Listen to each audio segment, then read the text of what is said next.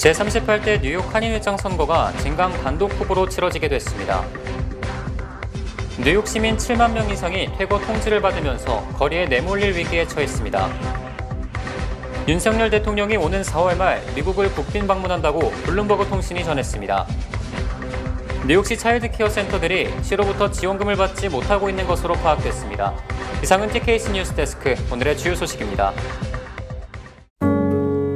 아름다운 제품에서부터 아름다운 사회를 만들기까지 키스는 뉴욕에서 시작하여 현재는 전 세계 12,000명의 직원들과 함께 끊임없이 도전하는 기업입니다. 사람을 생각하고 존중하는 기업. 키스는 한인들이 사회의 주인공이 될 수 있도록 든든한 버팀목이 되겠습니다.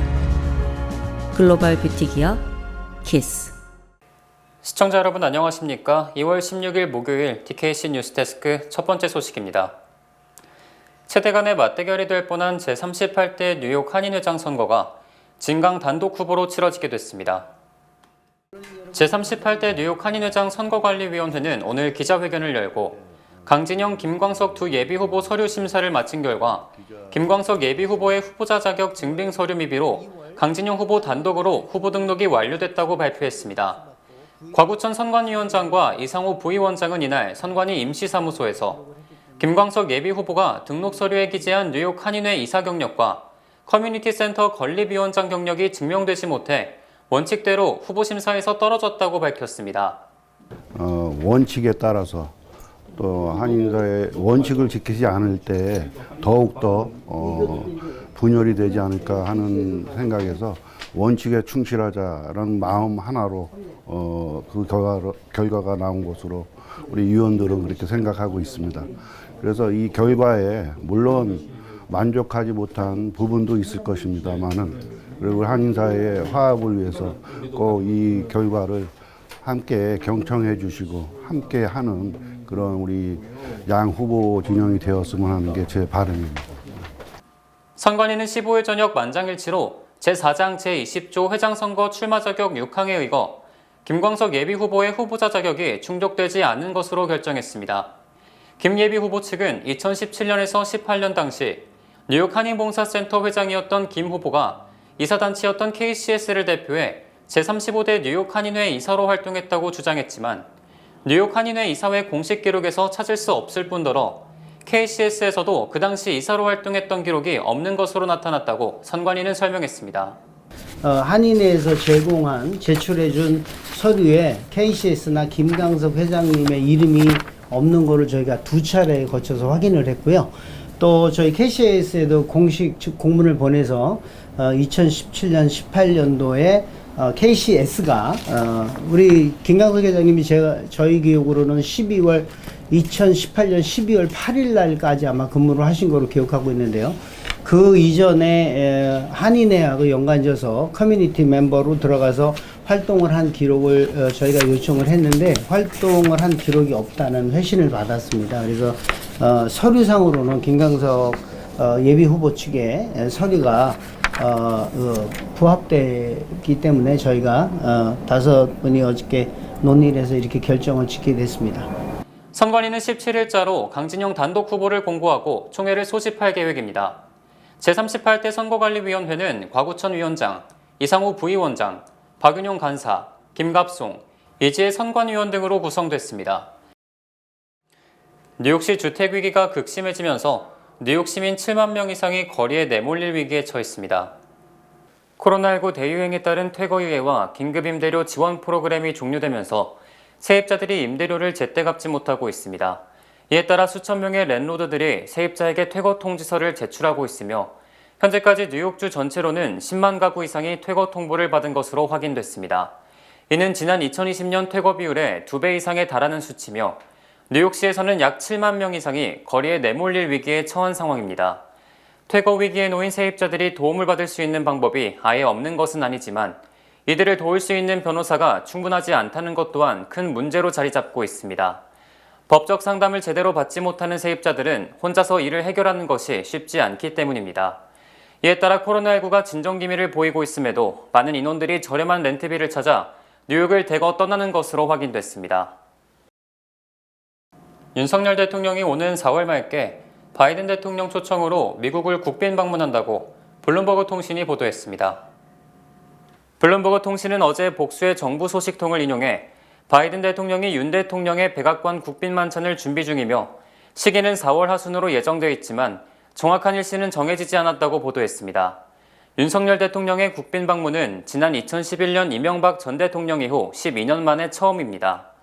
국빈 방문은 외국 정상의 방문 중 최고 수준의 예우로 정상회담 외에 의장 대사열, 공식 환영식, 예포 발사, 국빈 만찬, 고위급 환영 및 환송식이 열리며 영빈관인 블레어 하우스가 숙소로 제공됩니다. 한국 정부는 올해가 한미동맹 70주년임을 감안해 미국 측의 국빈 방문을 요청했으며 이달 초 박진 장관의 방미 때 연방정부와 구체적 합의를 한 것으로 알려졌습니다. 하지만 대통령실은 블룸버그 통신 보도에 대해 연방정부의 공식 입장이 아니며 아직 확정된 것은 없다며 신중한 입장을 보였습니다. 뉴욕시 차일드케어 센터들이 아직까지도 시로부터 지원금을 받지 못하고 있는 것으로 파악됐습니다. 어제 열린 청문회에서 차일드케어 센터들은 아직까지 시정부의 지원금을 받지 못하고 있다면서 이 시스템이 위기에 처해 있다고 지적했습니다. 청문회에 참여한 한 차일드케어 센터의 경우 75만 달러 이상을 부담하고도 아직까지 이 금액을 지원받지 못하고 있다고 밝혔습니다. 뉴욕 데이케어 카운슬 그레고리 브랜더는 많은 차일드케어 센터들이 개인적으로 대출을 받아 차일드케어 운영을 시작했는데 이후 제대로 된 지원금 지급이 이루어지지 않았고 이에 따라 직원들에게 임금을 제대로 지불하지 못하고 있는 실정이라고 설명했습니다. 이에 대해 교육부는 이 문제를 해결하기 위해 노력하고 있지만 현재 차일드케어 녀석을 5개 부로에 걸쳐 고르게 분배하는 데에 더 할 일이 많다고 답했습니다. 한편 교육부는 지난해 11월 지원금 지급 지연 문제를 해결하기 위한 노력으로 4,000건의 지연된 지원금을 처리한 바 있습니다. 친환경적 개발의 선구자인 슬로비에프그룹이 카지노 대기업 모히건 게이밍 앤 엔터테인먼트와 손을 잡고 뉴욕시 카지노 입찰 전쟁에 뛰어들었습니다. 슬로비에프그룹이 공개한 자유광장 제안에 따르면 이들은 유엔 총회 남쪽 이스트리버 강변을 따라 카지노를 포함한 복합 엔터테인먼트 공간을 조성하는 것을 추진하고 있습니다. 녹지는 물론이고 최첨단 공연장, 대관람차, 1,000개 이상의 객실을 갖춘 호텔, 축구장, 민주주의를 기념하는 박물관 등을 세운다는 계획입니다. 솔로비에프그룹은 이곳에 카지노를 설립할 경우 그랜드 센트럴역과 이스트리버 페리터미널을 통한 접근성이 높다는 점, 인근 지역이 과도하게 개발되지 않아 공사가 비교적 손쉽다는 점 등을 강조했습니다. 특히 프리덤 플라자는 건설 과정과 개장 시 수천 개의 고임금 일자리를 창출하고 수백만 달러의 새로운 세금 수입으로 지역 경제에 활력을 불어넣을 것이라고 그룹은 설명했습니다. 커네티컷주 언캐스빌에 위치한 모헤간 리조트의 대표 호텔인 모헤간서는 세계 최대 규모의 카지노 중 하나로 꼽힙니다. 모헤간서는 25년 이상의 성공적인 운영을 바탕으로 뉴저지주 애틀랜틱시티, 펜실베니아주, 워싱턴주 등 미국 내 여러 곳에 있는 후속 시설들이 브랜드 포트폴리오에 추가되면서 모헤간의 전략적 성장으로 이어졌습니다. 연방수사국 FBI가 바이든 대통령의 기밀 유출 사건과 관련해 바이든의 모교인 델라웨어대를 여러 차례 압수수색한 것으로 확인됐습니다.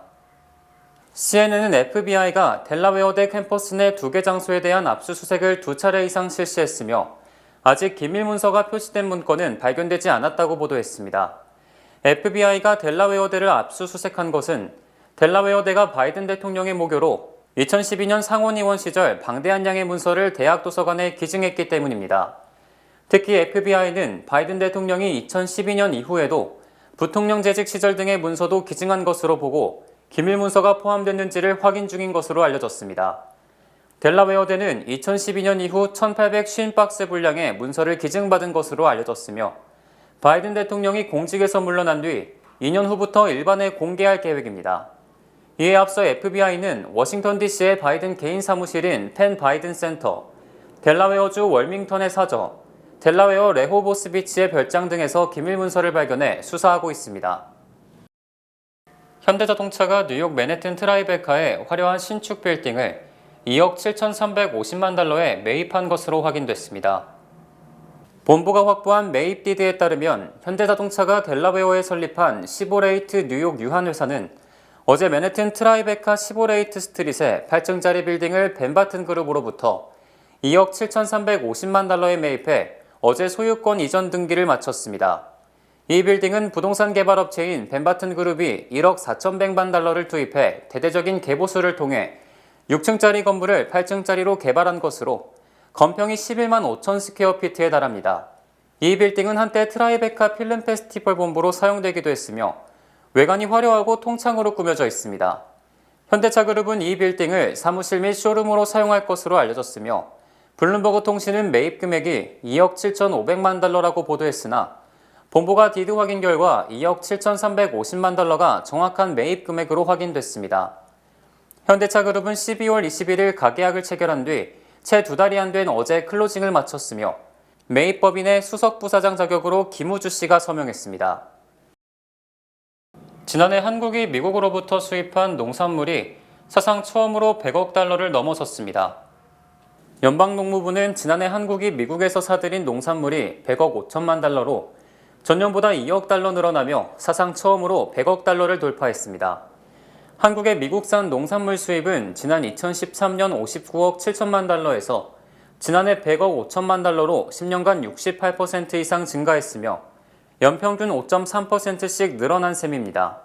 한국의 미국산 농산물 수입 중 가장 큰 비중을 차지한 것은 소고기로 27억 달러에 달했으며 이는 미국 전체 소고기 수출액의 23%를 넘는 것으로 최근 10년간 무려 4.4배 급증한 것입니다.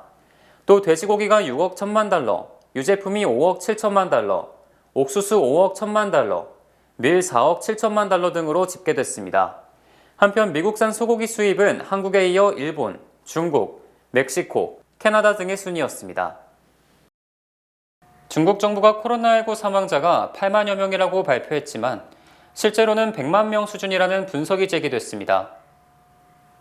뉴욕타임스는 미국과 영국, 홍콩 등의 감염병 전문가들의 연구 결과를 인용해 코로나19 사망자가 중국 당국 공식 발표인 8만 3천 명보다 훨씬 많으며 최대 170만 명에 달할 것이라고 보도했습니다. 중국 당국 통계대로라면 중국은 인구 10만 명당 6명이 사망한 것으로 10만 명당 337명이 숨진 미국의 55분의 1에 불과하며 10만 명당 65명이 숨진 한국의 10분의 1에도 못 미치는 것입니다. 또 인구 10만 명당 30명이 사망, 전 세계에서 가장 모범적인 국가로 꼽히는 싱가포르의 5분의 1에 불과한 것입니다. 홍콩대 연구팀이 지난 중국 설 연휴까지 사망자를 추정한 결과 80만 명에서 110만 명에 달했으며 중국 인구가 14억에 달하는 점을 고려하면 사망자가 최대 170만 명이라는 주장도 나오고 있습니다. 또 컬럼비아대 연구팀은 미국의 사망률 등을 적용해 중국 사망자가 90만 명에서 140만 명에 달할 것이라고 주장했습니다. 공석이 된 연준 부의장에 오스탄 굴스비 시카고 연방준비은행 총재 등이 거론되고 있습니다. 바이든 대통령이 레이얼 브레이너드 연준 부의장을 백악관 국가경제위원회 위원장으로 발탁함에 따라 오스탄 굴스비 시카고 연은 총재가 부의장 물망에 오르고 있다고 월스트리트저널이 보도했습니다. 올해 53세인 굴스비 총재는 오바마 전 대통령 당시 백악관 경제자문위원장으로 활동했으며 시카고대 부스경영대학원 교수를 거쳐 지난달부터 시카고 연방준비은행 총재로 일하고 있습니다. 굴스비 총재는 연은 총재로 임명된 이후 금리 등에 대한 공개 발언을 하지 않는 등 극히 신중한 처신을 하고 있으나 임명 전인 지난해 11월 기준금리 고점에 대해서는 이야기하기 너무 빠른 시점이라며 금리는 인플레이션에 따라 결정될 수밖에 없다고 밝혔습니다. 이에 따라 굴스비 총재는 비둘기파라기보다는 기준금리 계속 인상을 추진하는 매파에 가까운 인물로 여겨져 비둘기파가 떠난 자리에 매파가 오게 되면 금리 인상파가 더욱 힘을 얻을 것으로 분석됩니다. 하지만 굴스비 총재가 백인 남성이기 때문에 성별, 인종별 다양성 등을 고려해 여성이나 흑인 여성이 임명될 가능성도 배제할 수 없습니다. 미국 카지노 등 도박 산업이 지난해 사상 최대의 수익을 기록했습니다. 미국 게임협회는 카지노와 온라인 도박 업체들이 지난해 수익이 600억 달러로 2021년 530억 달러보다 14% 급증했다고 발표했습니다. 특히 이 수치에는 아메리칸 인디언들이 소유한 카지노의 수익 수백억 달러는 포함되지 않은 것입니다. 게임협회에 따르면 미국인들은 지난해 슬롯머신으로 342억 달러를 잃어 전년 325억 달러보다 5% 손실이 늘었고 블랙잭 등 테이블 게임으로 100억 달러를 잃었으며 이는 전년 88억 달러보다 14% 급증한 것입니다. 또 스포츠 도박도 약 75억 달러, 온라인 카지노 게임이 전년보다 35% 성장한 50억 달러 등을 기록했습니다. 현재 미국에서는 34개 주와 워싱턴 DC에 카지노업, 스포츠 도박 등이 허용되고 있으며 지난해 미국 인구의 34%에 달하는 8,400만 명이 한 번 이상 카지노를 방문한 것으로 집계됐습니다. 챗 GPT 돌풍과 함께 인공지능에 대한 관심이 뜨거운데요. 개발 경쟁이 치열해 지난주에는 거대 IT 기업들이 서둘러 검색 엔진 시연회도 열었는데 구글과 마이크로소프트의 AI 기반 검색 엔진 모두 질문에 틀린 답을 내놓았던 게 드러났습니다. 김종원 특파원이 전합니다. 마이크로소프트가 챗 GPT를 탑재한 검색 엔진 빙을 발표한 시연회장. 가장 잘 팔리는 청소기를 찾아 장단점을 알려달라고 주문하자 인공지능 AI가 3가지 제품을 소개합니다. Look how great this answer is. 그런데 AI가 선이 너무 짧은 게 단점이라고 꼽은 이 제품, 알고 보니 무선 청소기였습니다. 이뿐만이 아닙니다. 유명 의류 회사의 경영 실적을 정리한 문서를 요약해달라고 하자 수치가 틀리거나 원 문건엔 있지도 않은 내용을 끼워 넣은 엉터리 답변들을 내놓기도 했습니다. 당시 현장에선 이런 오류를 아무도 눈치채지 못했다가 뒤늦게 알려진 겁니다. 기자가 챗 GPT로 초등학생 수학 경시대회 문제를 풀어봤습니다.